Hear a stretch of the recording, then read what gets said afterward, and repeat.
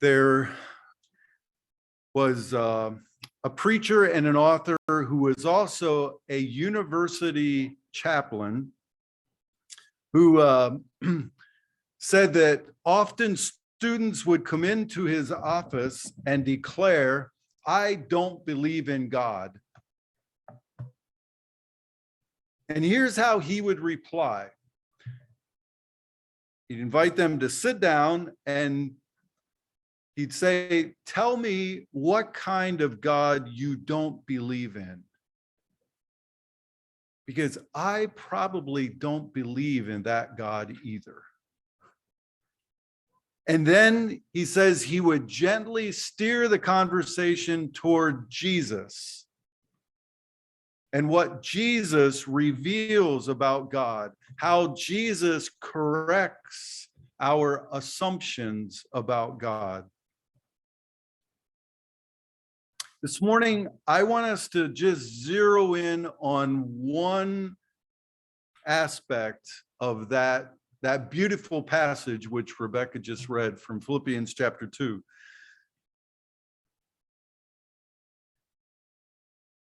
Just zero in on one thing that it says, that Christ Jesus was both, verse 6, in very nature God, and verse 7, born as a human being.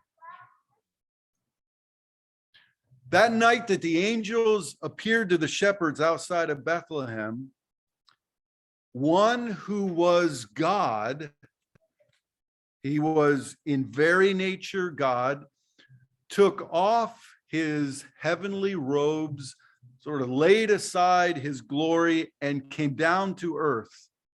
He didn't lay aside his deity, he only laid aside the display of his deity. He didn't cease to be what he had been, which was the second person of the Trinity, God the Son, but he became something that he had not been before. He became a human being. He became flesh and made his home among us. John chapter 1, verse 14, which Rebecca read earlier. So the infinite and unlimited God, the creator of our world, took on a physical body and entered our world. And if you're like me, your brain could use some help in wrapping around that idea. See if this helps. Imagine a computer scientist who creates this virtual world with many virtual users. As creator, he has unbounded power to shape it any way that he wants. Then one day, he chooses to put on a virtual reality headset and the gloves and become part of that world. He is still the creator of that world, but now he's also part of that world, interacting in that world, and limited in that world now to what someone in that world can do. So also, God the Son, our creator, bound himself to one particular body in creation, became part of our world, interacting in our world with us, subject to that body's limitations. And though limited, finite, he was still God. People worshiped him. He was called my Lord and my God. He identified himself as God, so much so that the Jewish leaders again and again wanted to stone him to death for blasphemy.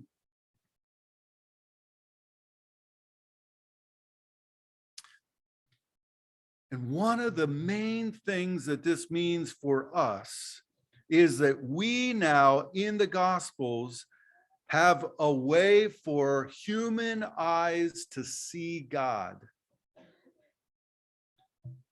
Jesus lets us see God, lets us see how God responds to people, what he tends to do, what he is like, his character, his nature.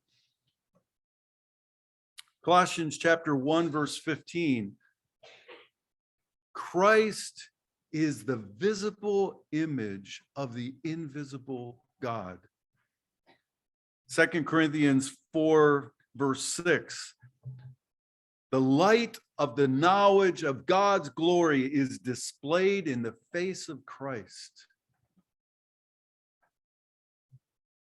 Hebrews chapter 1, verse 3, just the first part of that verse. The Son is the radiance of God's glory and the exact representation of his being.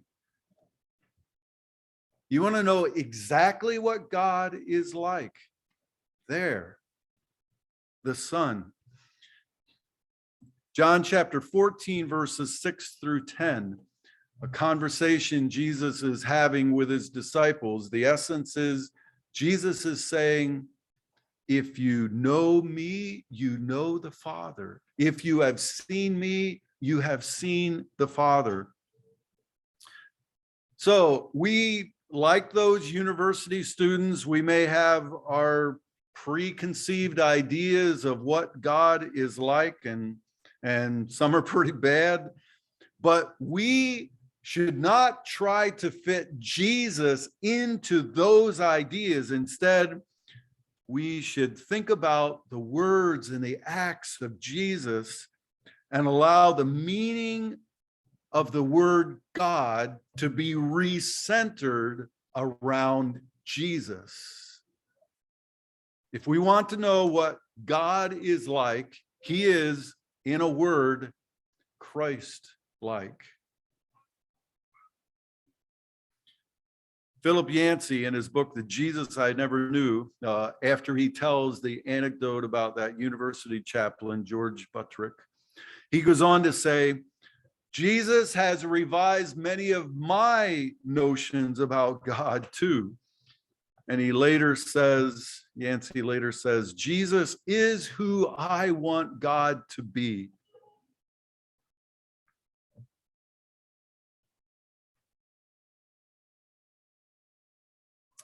Jesus shows that God values the least and the lowly. Because Jesus, all through his life, he chose to associate with the ordinary folk of the land. He started this already at his birth, born in a stable, laid in a manger. Again and again, he treated with value and dignity those who are marginalized, the sick, the blind, the lepers. Even more, Jesus revealed a God who comes in search of us, even when we are lost and full of sin.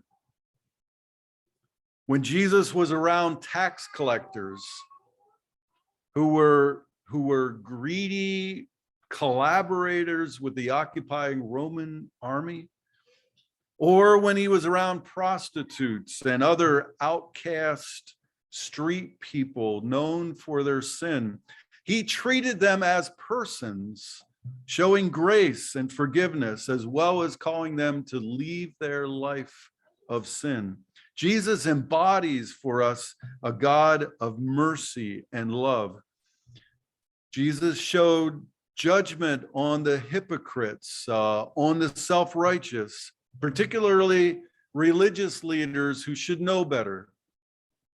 But to those who were struggling, to those who admitted it, he led with mercy. Let me read Greg Boyd's wonderful description of this. Jesus spent his ministry freeing people from evil and misery. This is what God seeks to do. Jesus wars against spiritual forces that oppress people and resist God's purposes. This is what God does. Jesus loved people others rejected, even people who rejected him. This is how God loves. Jesus had nothing but compassion for people who were afflicted by sin, disease, and tragedy.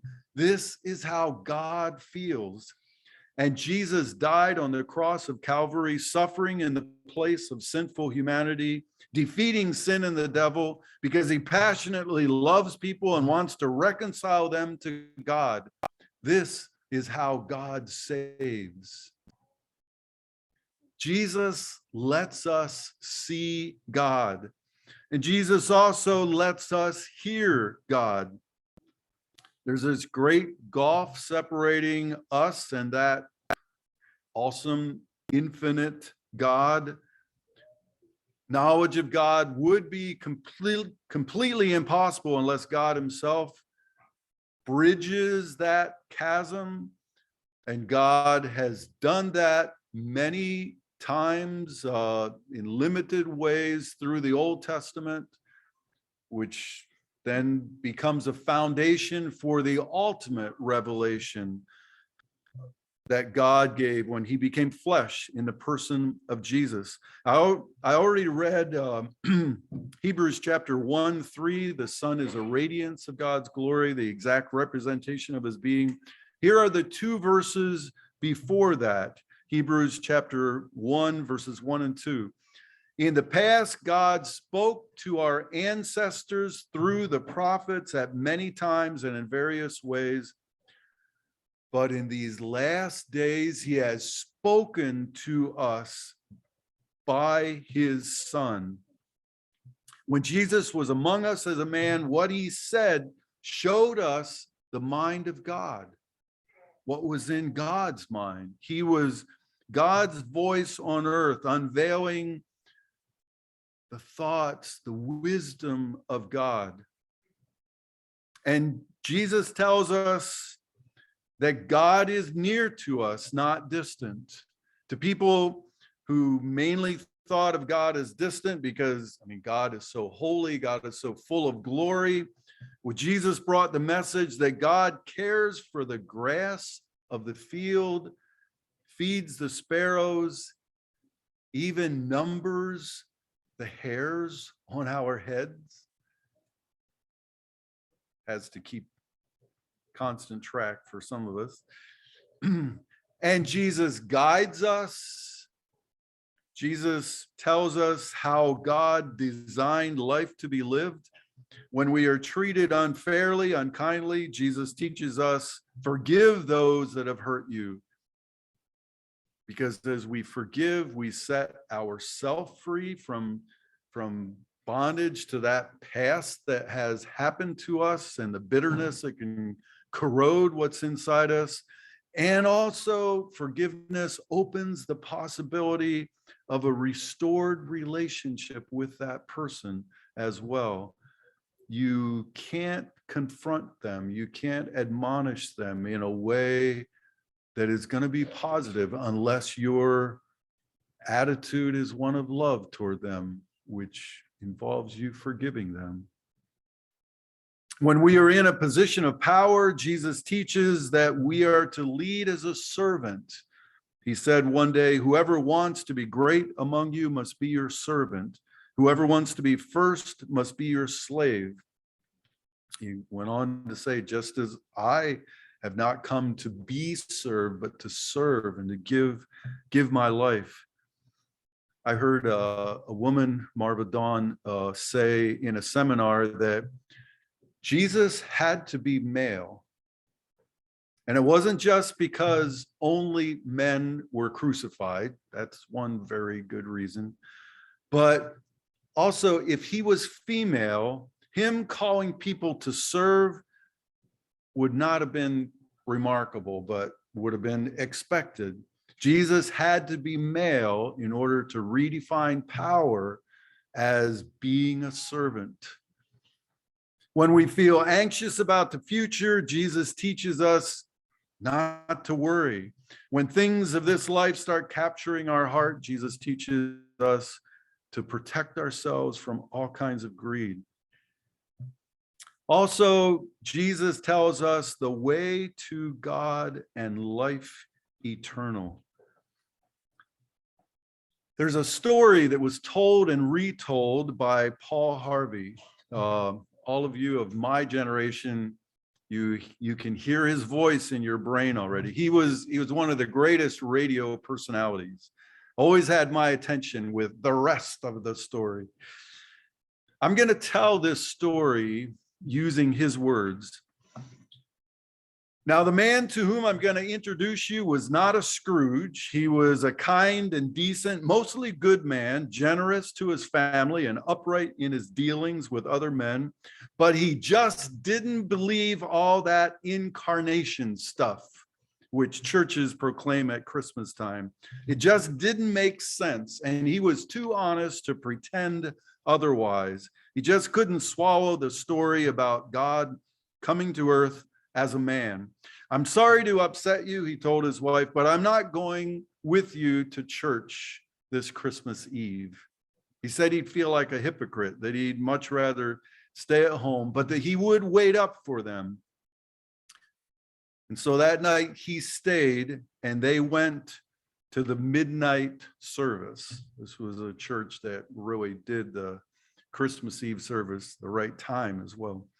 Shortly after the family drove away in the car, snow began to fall. He went to the window to watch the flurries getting heavier and heavier, then went back to his fireside chair and began to read his newspaper. Minutes later, he was startled by a thudding sound, then another, sort of a thump or a thud.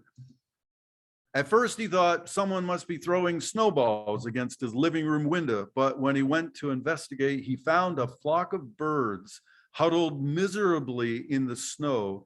They'd been caught in the storm and in a desperate search for shelter, tried to fly through his large window.